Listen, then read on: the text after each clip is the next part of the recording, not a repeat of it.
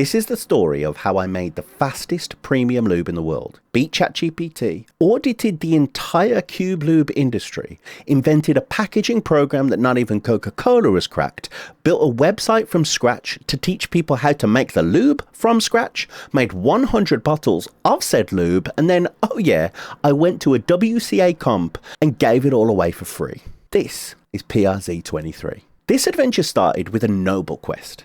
Can I teach the world how to make a fast, premium-feeling lube at home? We've all seen these videos. Vaseline, WD-40, ketchup, I guess. But never a proper, actual tutorial for something premium.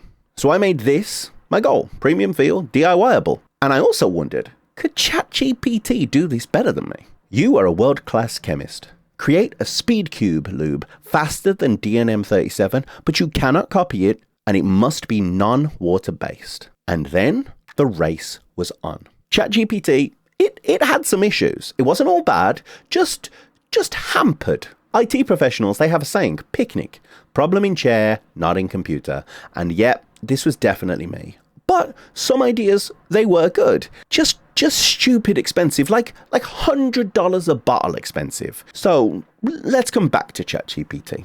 Meanwhile, in the touch grass universe, I focused on low viscosity bases, PEG 400, propylene glycol, then came the mix-ins, and I really wanted to use an old faithful Prozzta shock oil. You know, early batches, they were...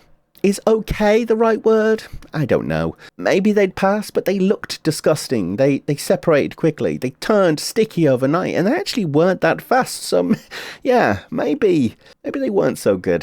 So then I settled on glycerin. After much tweaking, I found a perfect mix. 75% propylene glycol, 25% glycerin. Perfect glide, consistency, felt premium.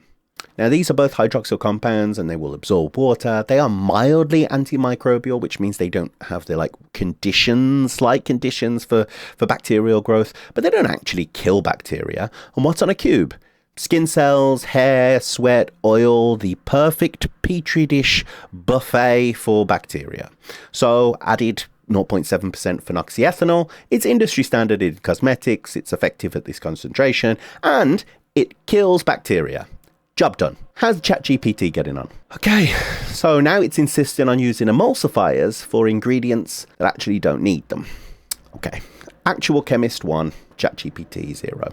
So now I've got a blend, but how does it stack up against everywhere else? I asked the big names in the Cube Lube industry for their SDS sheets. And I gotta say, right off the bat, there are 2 tiers here. There is S tier, which is speedcube.co.nz and the Cubicle. They had fast replies, proper documentation, some proprietary info redacted, and sometimes it wasn't an ingredient, it was the chemical group, but overall, S tier. Everybody else, though, let's be charitable and say a mixed bag. Some wanted proof of purchase, which is not legally required.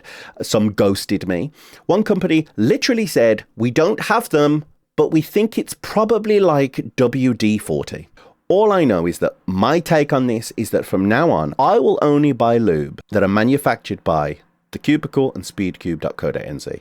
And I will buy it from Cubos because I can use my discount code, Prozzta, for 5% off everything. There's a shameless plug for you. But even with the STS, it seems like nobody's ever thought, hey, there's going to be a lot of bacteria in this cube. We're going to put a load of lube in. Why don't we put a little agent in the lube to kill bacteria? It seems that has escaped all the minds in Cube Lube manufacturing, because here's the truth. There are 2 types of lubes out there right now. There is 100 bottles of PRZ23 that actively kills 99.9% of bacteria, and there's everything else. I love Optimum's aesthetic. It's so clean, right? So I ordered black opaque bottles, white caps, designed a sleek label with the QR code. But here's the problem. Wrapping an image around a bottle distorts the sides. So if you try to put a QR code around it, it makes it unreadable. Manufacturers like Coca-Cola and Pepsi and all these guys who make bottles, they just shrink the QR code. They just make it small enough so that the distortion doesn't really affect it too much. I invented a program that takes the bottle diameter, the label width, the image, and outputs a distortion-corrected image. Whew, simple to describe, nightmare to code, but it works. Originally, I was going to hire a website designer, but then I remembered this is DIY land, so I asked ChatGPT, help design a site, and it kind of got it, but I needed the bottle to be more central, so I asked it to raise the bottle, and it literally lifted the image into the air. I cannot prompt ChatGPT. In the end, little HTML, little CSS, and we had a clean working site, baby. So I went to Meppel's 2025, super cool 2 days, met a bunch of people, it was lovely. And when I got there, I realized a glaring hole in all of this. I need a sign. I need a sign that says free lube. And now a little segue. My wife has told me, do not buy any more cubes. And I love my wife. I listen to my wife. Happy wife is happy life. And on a completely unrelated note, I needed a cardboard box so that I could write on there free lube. So I bought a box from the people that were selling cubes there.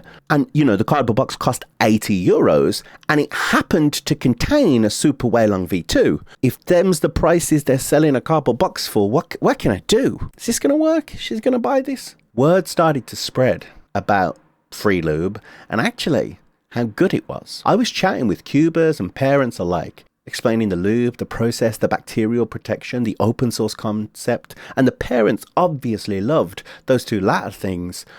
The kids and the cubers, they loved that it was free, but more than anything, they loved the lube itself.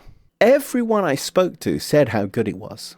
That it was as fast as I claimed that it would be, because I did warn people it could get uncontrollably fast. This former Square One world record holder said it is seriously good. I've had people reach out to me a week later, or almost a week later, giving me a comprehensive breakdown of it. And obviously I say, thanks for this, beautiful feedback, love it, let me know how you do. He came back and said, look, I think this might be the optimal lube for bigger. Optimal, by the way, not just good, optimal. I mean, what are we doing? And if you remember, I gave ChatGPT a prompt, and then this happened. So how did you find the lube? Yeah, it was really good because I tried the NM37, but it didn't like speed up my grooming, and I put this lube in and it sped up my grooming a lot. Did I pay you to say this? No. Did I give you anything for free other than the lube? No. No, you were a superstar. Thank you very, very much. So can anyone have done this? Sure. Can anyone make this now?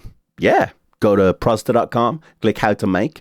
There are ingredients. There's actually the proportions that I use to make the exact thing. There's an SDS, Creative Commons license, so you can make it for yourself. No corporation can steal it. But should you make it? Probably not. Because yes, whilst lube costs $10 for 10 mil, which is $1,000 per litre, and yes, you can make about 1.5 litres for about $70, you probably don't need 1.5 litres. And that $70, it doesn't include the 2 months of work that I put into this. The R&D costs, the design, the storage. That $10 that people are charging right now, honestly, it might be a fair price. It may well be. But even at $10, being a fair price, it ain't as good as this. Because this is PRZ23. Which I think is the fastest lube in the world. And it's definitely the first open source antibacterial premium lube that's ever existed. It's free to learn, free to try, built from scratch, given away for free.